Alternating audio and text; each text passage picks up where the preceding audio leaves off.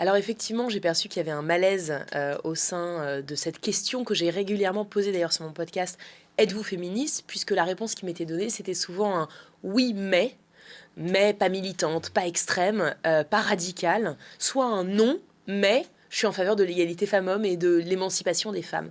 Donc j'explique ce malaise aujourd'hui, parce que je pense que le mot féminisme a été pris en otage et que, c'est finalement une minorité bruyante qui est très minoritaire en réalité, hein, pour avoir discuté vraiment dans différents écosystèmes, qui finalement porte des actions radicales, parfois violentes ou excluantes à l'encontre des hommes, qui va monopoliser le débat alors qu'une majorité silencieuse parce que plus nuancée ne se fait pas entendre. Donc je pense que ce malaise, c'est cette association, cet amalgame entre féministes et des actions radicales qui n'emportent pas l'adhésion et qui peinent à fédérer finalement. Alors, c'est vrai que les mots sont importants forcément. Le féminisme radical, dans son acceptation classique, c'est le féminisme qui veut revenir à la racine des sources d'oppression et notamment celle des femmes.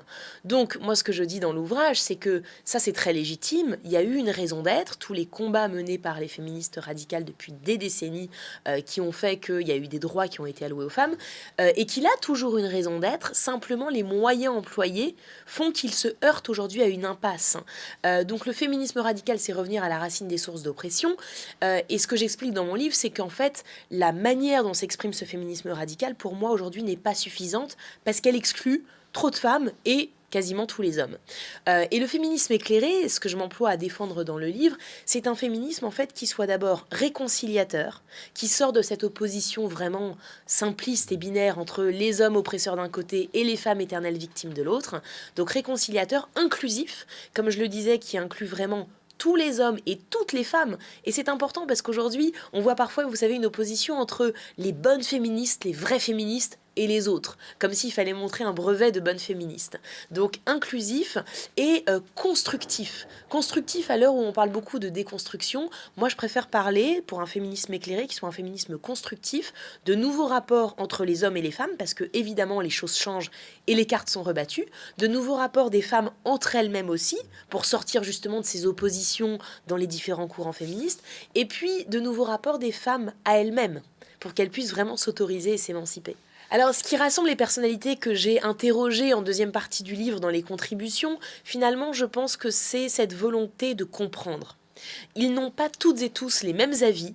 J'ai même d'ailleurs à la fin de l'ouvrage un homme qui est un philosophe qui se revendique comme féministe radical, mais le dénominateur commun, c'est l'envie de comprendre, l'envie de se parler à une ère où justement je pense qu'on manque de débat et on manque de sens de la nuance. C'est-à-dire qu'on peut avoir des idées différentes, mais il faut avoir à un moment donné ce mouvement de recul pour se dire que notre vérité n'est pas forcément la vérité absolue à l'instant T.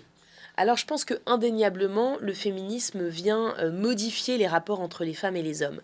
Beaucoup parlent aujourd'hui de crise, par exemple de la masculinité, en disant les hommes ne savent plus comment se positionner, on n'ose pas dire ceci, on n'ose pas faire cela. Moi je pense que derrière toute crise, et d'ailleurs toutes les études le montrent au niveau de l'humanité, il y a une opportunité. Donc finalement, c'est pour moi une opportunité de revoir les rapports entre les femmes et les hommes, pas du tout pour annuler toute forme de différence. Je pense que nous avons des différences et qu'il faut les célébrer parce qu'elles nous enrichissent. Simplement, ça permet justement de revoir des regards un peu stéréotypés et ça permet de se dire que les hommes, eux aussi, finalement, ont une forme de charge. On parle beaucoup de la charge mentale des femmes, mais les hommes ont une charge avec des injonctions virilistes qui les empêchent justement d'explorer toutes les facettes de leur personnalité. Donc le féminisme vient rebattre les cartes des relations entre les femmes et les hommes, mais je pense que ça peut être une opportunité d'apporter plus de densité, plus de richesse justement dans ces relations-là. Alors si je devais répondre aujourd'hui à la question êtes-vous féministe, sans détour, je réponds oui, des racines de mes cheveux à la pointe de mes pieds.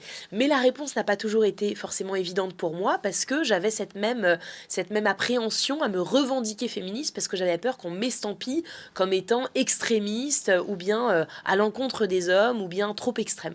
Et finalement, on se rend compte que oui, on est pour beaucoup d'entre nous féministes et que c'est avant tout un humanisme, même si évidemment les femmes ont des spécificités qui font qu'elles ont été opprimées et qu'il y a encore des combats qui sont à mener.